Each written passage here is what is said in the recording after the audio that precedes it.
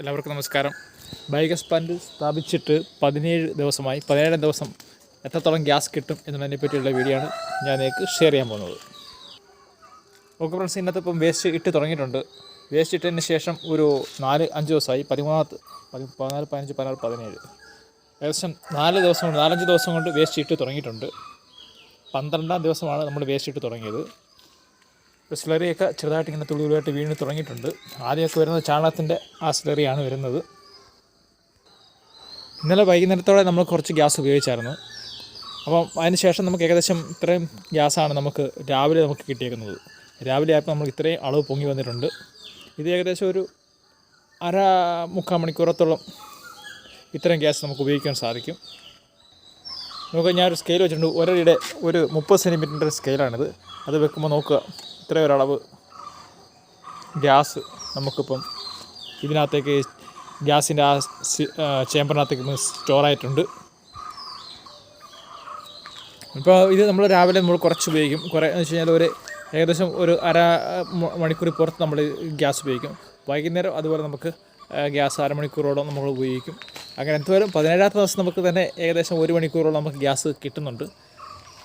ഇനി അത് plant correct പൂർണ്ണമായി പ്രവർത്തന സജ്ജമാവണമെങ്കിൽ ഏകദേശം 1-2 മാസമൊക്കെ കഴിയുമെന്നാണ് അവർ പറയുന്നത്. എന്ന് വെച്ച് കഴിഞ്ഞാൽ ഇതിനകത്തുള്ള ചാണകം മൊത്തം പോയി പച്ചക്കറി വേസ്റ്റുകൾ മാത്രം ആകണം. ചാണക സ്ലറികൾ ഏകദേശം ഒരു 3 മാസം കൊണ്ട് ഇതിനകത്തുള്ള ചാണകം മൊത്തം പോകത്തുള്ളൂ. പോയതിന് ശേഷം പിന്നെ അപ്പോഴാണ് ഇതിൻ്റെ ഏകദേശം ഒരു 1-2 മണിക്കൂറൊക്കെ നമുക്ക് ഗ്യാസ് കിട്ടി തുടങ്ങുന്നതെന്നാണ് അവർ പറയുന്നത്. ഇപ്പോൾ എന്തായാലും 1 മണിക്കൂർ എന്തായാലും ഇപ്പോൾ കിട്ടുന്നത്. ഇത് 1 m³ ബയോഗ്യാസ് പ്ലാന്റാണ്.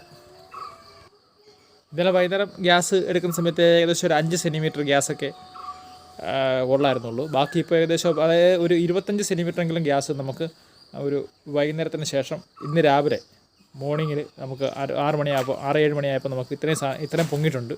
അപ്പം എന്തായാലും 1 മണിക്കൂർ നമുക്ക് കിട്ടും എന്ന് നമുക്ക് ഉറപ്പിക്കാം. ഇത്രയും ഒരു ദിവസം കൊണ്ട് ഈ ഒരു പ്ലാന്റ് എനിക്കത് 26,500 രൂപയാണ് ചിലവായത്. ഓക്കെ ഫ്രണ്ട്സ്, ഈ വീഡിയോ ഇത്രയേ ഉള്ളൂ. ഈ വീഡിയോ നിങ്ങൾക്ക് ഇഷ്ടപ്പെടുമെങ്കിൽ ലൈക്ക് ചെയ്യുക, സബ്സ്ക്രൈബ് ചെയ്യുക, നിങ്ങൾ സുഹൃത്തുക്കൾ ഷെയർ ചെയ്യുക. അടുത്ത വീഡിയോ നമുക്ക് വീണ്ടും കാണാം. ക്ഷമയോട് കൂടി എൻ്റെ വീഡിയോ വച്ചതിന് നന്ദി. ഫ്രണ്ട്സ്, ബയോഗ്യാസിൻ്റെ സ്റ്റൗവിനകത്ത് നമ്മൾ കുക്ക് ചെയ്യാണ്.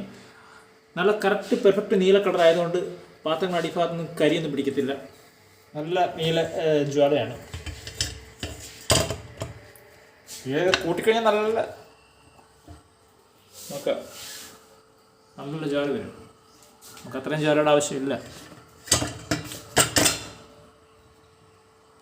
നമുക്ക് നല്ല നീല കളറാണ്. ഇത്രയും കൂട്ടി വെച്ചിട്ട് നല്ല ജ്വാലയ്ക്ക് നല്ല നീല കളറാണ്.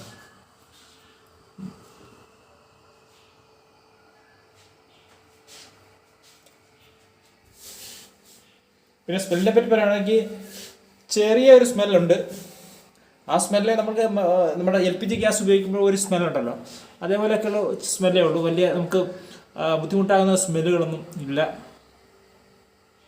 ഓക്കെ ഫ്രണ്ട്സ്, ഇതൊക്കെയാണ് ഇന്നത്തെ വീഡിയോ. ക്ഷമയോട് കൂടി എൻ്റെ വീഡിയോ വായിച്ചതിന് നന്ദി. Thank you. അടുത്ത വീഡിയോ നമുക്ക് വീണ്ടും കാണാം.